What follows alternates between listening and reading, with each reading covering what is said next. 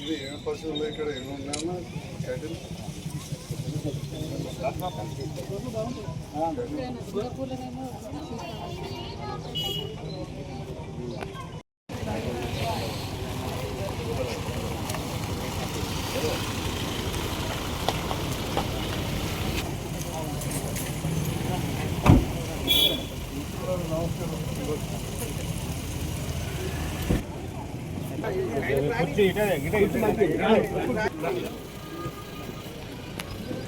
ఇక్కడ చూడండి ఒకసారి సార్, ఇక్కడ సార్ ఇటున్నా సార్, ఇక్కడ వేసే వేసే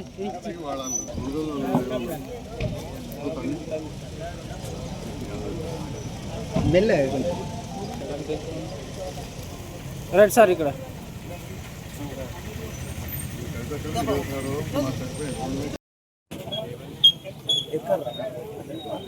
Jayashankar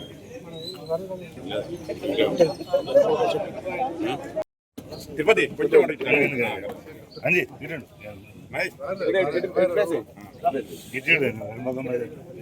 sir sir okay sir.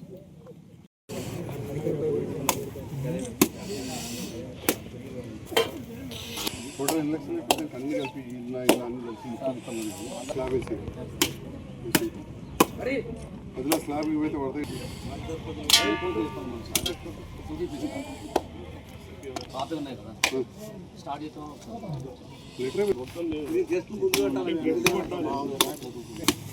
అతిథులు ఇంపార్టెంట్ బాలన్న రవి.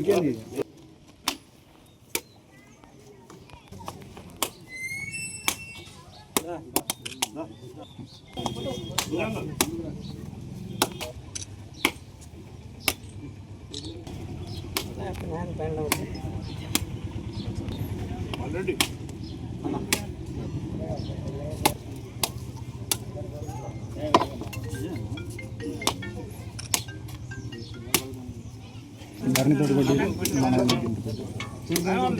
కొట్టాలని ఫోటో చేస్తాడు ఈ జరుగుతుంది.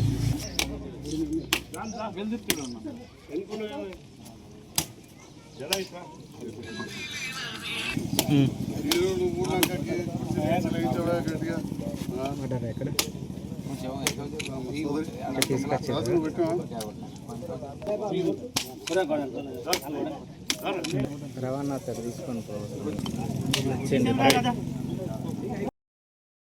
వెటనరీ డాక్టర్ గారికి, ఎంపీఓ గారికి, ఎంఈఓ గారికి, ఏఈ గారికి, అదేవిధంగా వివిధ హోదాల్లోని మా మహిళా సంఘ నాయకులు, అధికారులు, మా ఆశా వర్కర్లు, అంగన్వాడీ టీచర్లు, మహిళా నాయకురాలు, గ్రామ పెద్దలు, సీనియర్ నాయకులు, ఒకసారి అర్థం కూడా అవుతలేదు అసలు ఎటుపోతున్నాయి ఎడ్లన్నీ అని చెప్పి. మరి జనాభా పెరిగింది. ఒకప్పుడు 30 కోట్ల జనాభా, మనమే 135 కోట్లైనాం. మనం 4.5 పశువులు తగ్గినాయి. అంటే మనం వాటిని తింటున్నామా ఏంది అనేది కూడా ఒకసారి అనిపిస్తాం. మొదటి నుంచి కూడా భారతదేశం పశు సంపదకు పుట్టినిల్లు. ప్రపంచంలో ఎక్కువ పశువులు ఎక్కడ ఉండే అంటే భారతదేశంలో ఉండే. ఇది సంజయ్ కుమార్ చెప్పేది కాదు, మీరు డాక్టర్లు ఎవరు, ఇది చరిత్ర. అంటే మనము ఎవరు ఏ ధర్మాలైనా పాటించాలి, ఎక్కువ మంది హిందూ ధర్మంలో ఉన్నవాళ్ళు ప్రతి పశువును, ప్రతి పక్షిని మనము దేవునికి సమానంగా పూజించుకుంటాం. ఏదో ఒక దేవునికి, దేవతకు వాహనం లాగానో సేవ మనకు గౌరవించుకుంటాం. గోమాతని కావచ్చు, మనం పొలాల అవసరం ఎడ్లను కావచ్చు, ఇట్లా అన్ని తీర్లు. యాదవులు ఉన్న కాడ సదర్ పండుగ హైదరాబాద్లో బర్లది ఎంతో గొప్పగా చేసుకుంటారు. అట్లా ప్రతి దాన్ని కూడా మనం ఒక భక్తితో చూడబట్టి ఆ కాలంలో పశువులు ఎక్కడ ఎక్కువ ఉండే అంటే మన భారతదేశంలో. అట్లనే మన ప్రాంతంలో కూడా ఈ నర్సింగాపూర్ కావచ్చు, వెల్దుర్తి కావచ్చు, అంతర్గామ కావచ్చు, బర్రెలు, ఎడ్లు, ఆవులు సాయంత్రం వస్తుంటే గోదల మంది వస్తుందంటే దుమ్ముతోటి మనకు కనబడకపోతుండే. నేను కూడా సాయన అంతర్గామ గ్రామంలోకి వెళ్ళి వచ్చినా కాబట్టి ఈ పశువులు ఆవులు వీటన్నిటి మధ్యలో పెరిగినోండి. నేనేం చిన్నపిల్లలు కాదు, నాకే మనవరాలు పుట్టాను. సో అప్పుడు 50 ఏళ్ళ కింద, ఇప్పుడు నాకు 60 ఏళ్ళు దాటి. అప్పుడు చూస్తే ఎటు చూసినా పశువులే కనబడతాయి. రక్షించుకోవాల్సిన బాధ్యత మన మనసులో ఉంది. మన మనసులో బాగా గొప్పలం అనుకుంటాం, అనుకొని పెరుగుతా పోతున్నాం. మిగతా అన్ని తగ్గిపోతున్నాయి. అటు అడవులు తగ్గిపోతున్నాయి, చెట్లు తగ్గుతున్నాయి, పశువులు కూడా తగ్గుతున్నాయి. అలా తగ్గకుండా చూసుకోవాల్సిన బాధ్యత కూడా మనందరి మీద ఉంటుంది. మరి ఆ రకంగా సమతుల్యత ఉన్నప్పుడే ఈ సృష్టి ఉంటుంది. లేకపోతే మనం చూస్తున్నాం ధన్మని వానలు, ధన్మని వరదలు, ఒక మనమే మిగలలేం, మనం కూడా కొట్టుకుపోతాం దాంట్లో భాగంగా. సో ఈ సందర్భంలో వెల్దుర్తి గ్రామ నాయకులు, అన్ని పార్టీల వారు ఉన్నారు, అన్ని వర్గాల వారు ఉన్నారు. ఇక్కడికి పిలిచి ఆహ్వానించి గౌరవించినందుకు ప్రత్యేక ధన్యవాదాలు తెలియజేస్తూ, అభివృద్ధిలో అందరం కలిసిపోదాం, నిరంతరం దీంట్లో భాగస్వాములు అయిదామని చెప్పి కూడా తెలియజేస్తూ,